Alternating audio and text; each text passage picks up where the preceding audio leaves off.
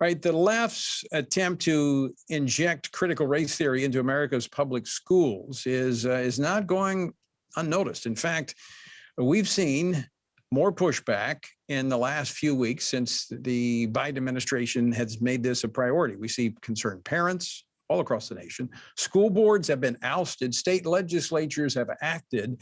And last week in Montana, the Superintendent of Public Instruction there, Elsie Arntzen, sent a letter to the state attorney general requesting a written legal opinion on the legality of such teaching in Montana's education system. And she joins us now to talk more about this. Elsie, thanks so much for joining us. You're very kind, and thank you for putting Montana on the map for freedom. And not only freedom for our Constitution nationally, our Montana Constitution, as well as supporting families. That's my role as state superintendent, and I'm one of 5 constitutional officers, and I'm so proud to be humbly serving our families and our students. Now, you wrote a piece about this that I read. You said we must ensure that our civics education and social studies standards are honest, candid, and most importantly, accurate. You've written to the Attorney General saying, hey, is this illegal for this stuff to be taught? Have you heard back from the Attorney General as of yet?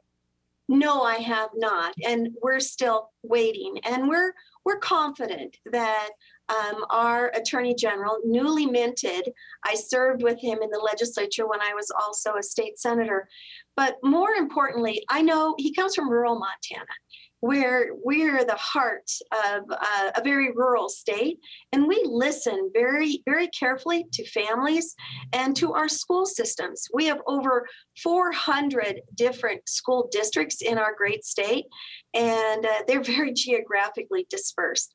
The other thing that I know that our AG holds very dear is in our Montana Constitution, we have Indian education for all. And I believe we're the only state that does, shout this out, that we are culturally diverse and we respect and we honor culture in Montana. So I'm very pleased that we've given this to the AG, and I think he's listening and he's pondering very carefully. Speaking of listening, I understand you brought together about 100 or so Montanans to discuss this issue. What did you hear from them regarding this critical race theory? Well, thank you. We have teaching and learning standards, and social studies embraces civics, history, geography, and economics, and brought over 100 Montanans to discuss what it meant to be an American, what it meant to be a Montanan, and embrace Indian education for all as well. And at that point, critical race theory wasn't part of the big discussion, but I can tell you factual education was. Understanding that there are differences of looking at an event in history, especially in Montana, territorial history there is. And we wanted to make sure that this was embedded between the time you enter public school to the time you exit. We had over 100 Montanans from different ways of life, and they voiced a very strong opinion. It had been over 2 decades that we'd even looked at this. And I was so passionate about it. My dad was an American history teacher, and I learned Montana history and American history by those original documents. We embedded the original documents in all of our teaching and learning standards for social studies.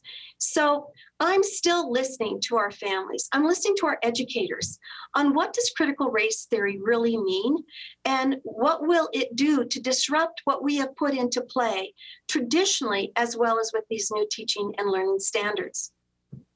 Well, Superintendent Arntzen, what is as you look through the curriculum that is being pushed nationally as it pertains to critical race theory, what's your biggest concern?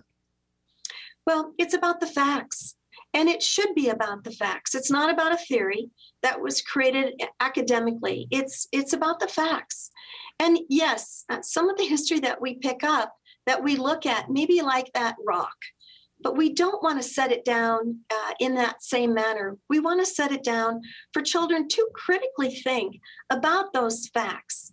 But critical race theory brings in discrimination. It brings in a discussion based on economics, based on the color of your skin, based on things that really have nothing to do with Montana or should be embraced in a different manner where bias does not come into teaching. You know, I'm a teacher, a 23-year veteran, fifth grade teacher, and I taught in an economically challenged area. And in Montana, we don't have urban areas. We're still very frontier and rural. But most importantly, I want our children to think, and I believe our families do as well. And I don't want that word indoctrination to come into our teaching profession in Montana. And I believe that's what critical race theory does. It will bring in a negative to our profession of teaching, as well as bring in a whole different light on what our standards of education are. Very quickly, Superintendent Arntzen, there are obviously folks not living in Montana, but concerned about this. What should they do? Oh, this is a call to action. You know, one thing that I do believe as a lifelong learner is that this health crisis, the pandemic, taught us a lot. It taught us to listen better. It taught us to understand what is education. So please, parents, get into that school boardroom. Talk to those teachers. Open up those books that might be online or in that backpack. Understand what is being taught. That is more important than ever. It's our precious tax dollar that delivers this, but it's our future that is being educated at this point. Some really good advice. Superintendent Elsie Arntzen, thank you so much for joining us. Great to talk with you today. You're so kind. Thank you so much, and blessings today. Thank you.